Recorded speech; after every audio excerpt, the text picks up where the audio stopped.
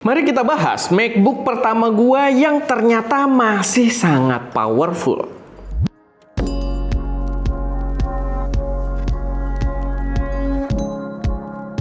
Halo semuanya, selamat datang di channel SM Media dengan gue Erwin, dan pada video kali ini gue pengen bahas MacBook Pro M1 Pro tahun 2021, which is dari tanggal perilisannya berarti MacBook Pro ini sudah berumur hampir 5 tahun gitu ya, udah ke 5 tahun. Dan gue juga waktu itu langsung beli M1 Pro itu ketika pertama rilis dan masih pakai harga-harga early adopter, jadi lumayan mahal. Tapi menurut gue ini jadi hal yang menarik buat kita bahas di 2026 ini, karena dulu waktu gue beli itu harganya tuh 43 juta rupiah. Kalian boleh cek video-video lama kita waktu gue awal-awal beli, unboxing dan cobain gitu kan. Dan sekarang kalau gue lihat di marketplace, harga pasarannya untuk second handnya itu berkisar dari 15 sampai 17 jutaan untuk spek yang rada bawah gitu ya, yang spek paling basicnya. Tapi menurut gue dengan harga tersebut, kalau kalian dapat unit yang oke, itu sangat worth it sebenarnya buat dipertimbangkan, dan gue akan jelasin kenapa. Tapi sebelum kita masuk ke dalam pembahasannya, gue pengen ngingetin kalau teman-teman di sini ada yang tertarik buat belajar videografi, kalian pengen videoin model-model cantik dengan hasil yang bagus-bagus dan bisa menghasilkan cuan yang lumayan, kalian cek kelas dari satsetshoot.com gitu ya, kelas dari Faim Ahmad dengan nama satsetshoot.com, dimana dia bakal ngajarin langsung praktek. Kalian tinggal ikutin prakteknya dan kalian juga bakal dapat grup eksklusif yang kalian bisa langsung konsultasi dengan Faimnya sendiri. Setiap bulannya dia memberlakukan promo untuk 50 pendaftar pertama di setiap bulannya. Harganya murah banget, cuma 100 ribuan, dan menurut gua value-nya worth it banget. Langsung aja kalau kalian kepo, cek di satsetshoot.com atau kalian tinggal klik aja, gua kasih linknya di situ atau gua kasih juga di deskripsi. Balik ke pembahasannya, kenapa sih MacBook M1 Pro yang keluaran tahun 2021 ini adalah MacBook yang cukup menarik buat kalian lirik kalau kalian lagi nyari pasar second hand. Pertama, menurut gua itu adalah MacBook M1 Pro ini adalah entry terbaik buat kalian masuk ke ranah profesional MacBook. Kenapa? Karena pertama dia memang seri MacBook Pro gitu ya. Dia udah membawa fitur-fitur yang dibawa di fitur Pro yang akan kepake di ranah profesional.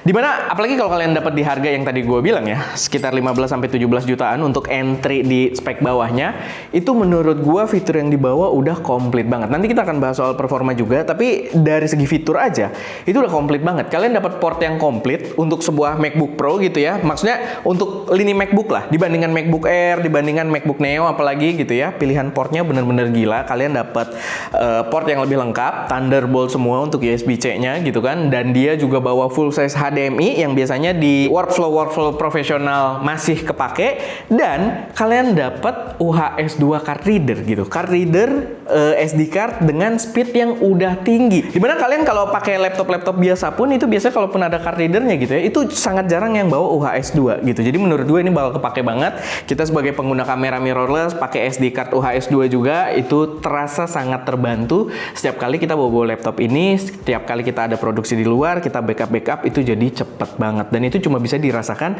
di lini MacBook Pro. Lalu dari segi layar juga kalian udah dapat layar top of the line-nya dari MacBook Pro gitu ya. Kalian udah dapat mini LED, walaupun dia belum OLED ya, tapi dia udah punya local dimming gitu kan dengan teknologi mini LED-nya.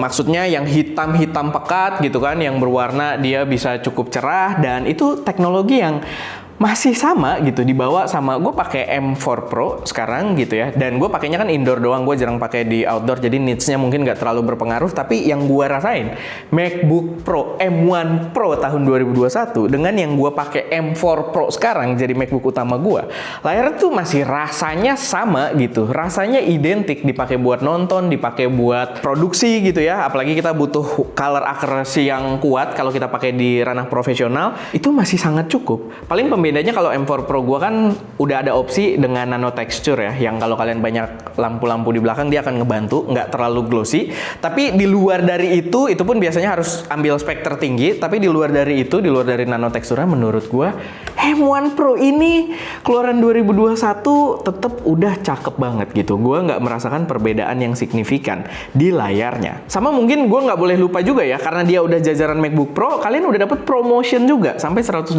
Hz. Dan ini balik lagi sama aja M4 Pro gue sama M1 Pro yang pertama kali gue beli di tahun 2021 sama gitu, sama-sama udah promotion karena lini Pro, sama-sama udah 120 Hz gitu kan kalau di refresh rate paling cepatnya. Jadi ya kalian bisa dapat itu di harga tadi 15-17 juta, itu oke banget sih. Tapi itu kita baru ngomong layarnya aja. Lalu setelah layar juga dia udah membawa desain terbaru. Sebenarnya gini, emang masalahnya setelah 5 tahun ini MacBook Pro itu belum ada redesign lagi gitu. Jadi kalian mau ngambil M1 Pro yang keluaran 2021, kalian mau ngambil yang M5 pun yang keluaran kemarin gitu ya, itu desainnya sama, paling ya opsi warna bodinya aja. Kalau yang dulu seinget gue itu cuma ada yang silver doang untuk si M1 Pro, tapi sekarang udah ada yang warnanya space black dan segala macam.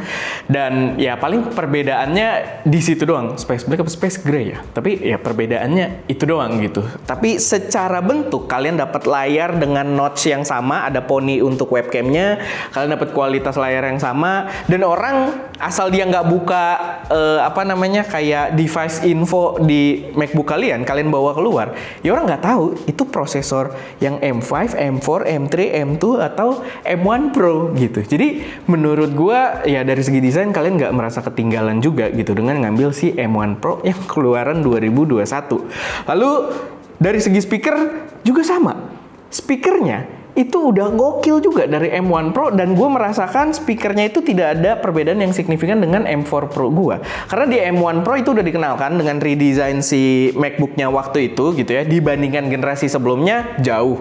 Dia udah spatial audio. Tapi setelah 5 tahun berjalan ini, M4 Pro gue gitu ya, M4 Pro keluaran tahun lalu sih, tapi M4 Pro gue dengan M1 Pro gue yang dulu sama, kualitas suaranya tuh enak banget. Kalian taruh di volume tertinggi aja tuh bisa ngisi suara satu ruangan. Menurut gue gokil banget, dan kalian bisa dapet itu sub 20 juta gitu ya. Menurut gue worth it gitu buat dipertimbangkan. Lalu kita bahas juga soal performa dan ketahanan. Di sini menarik karena kita udah buktiin sendiri gitu ya. Kita pakai M1 Pro, gua pakai M1 Pro, dan sekarang laptopnya masih aktif menjadi mesin editing utama ST Media. Bahkan sama M4 Pro gua, load kerjanya gedean si M1 Pro gitu. Cuma kan nggak mungkin gua kasih WoW lebih bagus gitu ya M4 Pro gua, jadi tetap gua pakai. Cuman yang untuk editing beratnya, yang setiap hari dipakai buat editing, setiap kita keluar kita bawa buat backup data gitu, buat sambil editing juga di luar, itu adalah si M1 Pro. Dan so far buat editing masih sangat cukup, editingnya lancar, nggak ada isu sama sekali. Buat rendering pun dia kurang lebih 1:1. Maksudnya kita kan kalau record video itu 4K 30, kita render juga 4K 30, itu kurang lebih kalau videonya 15 menit, kurang lebih renderingnya juga 15 menit gitu ya. Kadang lebih cepet, kadang kalau kita pakai kodek-kodek tertentu dengan kamera-kamera yang kodeknya berat, kadang sedikit lebih lama gitu. Tapi nggak ada masalah karena dia udah ada coolingnya juga, stabil juga, dan so far selain performanya yang memuaskan, tadi gue pengen tekenin juga adalah ketahanannya. Ketahanannya gila banget. Kita tuh kalau bawa si MacBook M1 Pro itu, kalau kita lagi ke Pangalengan, kita waktu ke Racur sampai ke Bali gitu kan, ke Jogja dan lain sebagainya lah, ke Bromo, itu tuh kita bawa dalam satu tas bareng gear-gear lain. Dan ya kalau kalian tahu, kalau kita bawa, kalian pasti paham lah, tas kamera gitu ya, ada tempat laptop di situ kita masukin, dan di dalam situ sebenarnya dia kan bertumpuk-tumpuk satu sama lain gitu. Kadang kita juga di ruang laptop tersebut kita taruh si MacBook, kita taruh iPad juga, karena iPad tuh bisa jadi monitor eksternal juga, kita sering bawa-bawa, itu lumayan membantu juga. Sampai sekarang masih kita pakai gitu, nggak ada masalah. Bahkan MacBook si M1 Pro itu tuh gue ada pasangin aksesoris yang si rolling square, yang waktu itu biar bisa nempelin iPad gitu kan, itu ada tempelan metalnya gitu. Intinya pakainya tuh sembarangan, cabutnya sembarangan, jorok, udah ada dent di mana-mana, udah agak bonyok, tapi so far dari segi fungsi itu nggak berubah sama sekali. Dari segi fungsi itu tetap masih membantu banget buat produksi kita, masih jadi mesin editing utama kita. Overall menurut gua, kalau di tahun 2026 ini kalian pengen beli MacBook M1 Pro karena kalian pakai di penggunaan profesional, budget kalian mungkin di bawah 20 juta, kalau kalian bisa dapat di harga 15-17 juta tadi di spek yang paling bawahnya. Coba tar dulu ya. Kenapa kau getar? Saya sudah do not disturb. Pantas putus-putus ya. Oh iya, ya itu kalau kalian dapat di harga yang oke, yang tadi gue bilang itu worth it banget buat dipertimbangkan. Dan kalau kalian dapat unitnya yang oke juga, tetap gue juga harus kasih disclaimer kalau beli produk yang second gitu ya, produk bekas, kalian sebisa mungkin cari penjual yang terpercaya. Kalian coba lihat unitnya secara fisik juga. Pernah dibongkar atau enggak, karena kita tidak tahu ada part yang pernah diganti-ganti atau enggak, atau ya beli dari bekas teman kalian mungkin yang harganya juga lebih oke gitu kan.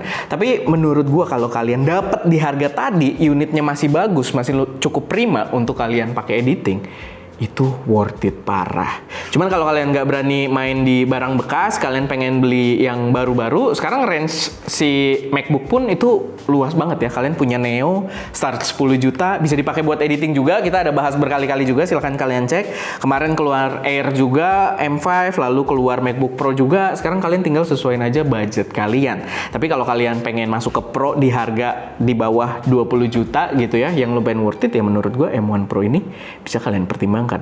Oke, paling itu aja sih sedikit pembahasan dari gue seputar MacBook M1 Pro di tahun 2026 ini. Silahkan kalian taruh juga pendapat kalian di kolom komentar, siapa tahu bisa jadi bahan pertimbangan buat teman-teman yang lain. Dan itu bisa jadi apa sekarang? Amal jariah. Lama banget sekarang mikirnya gitu dong. Oke, semoga bermanfaat. Gue Erwin, di belakang kamera Daska, dan jangan lupa untuk berkarya.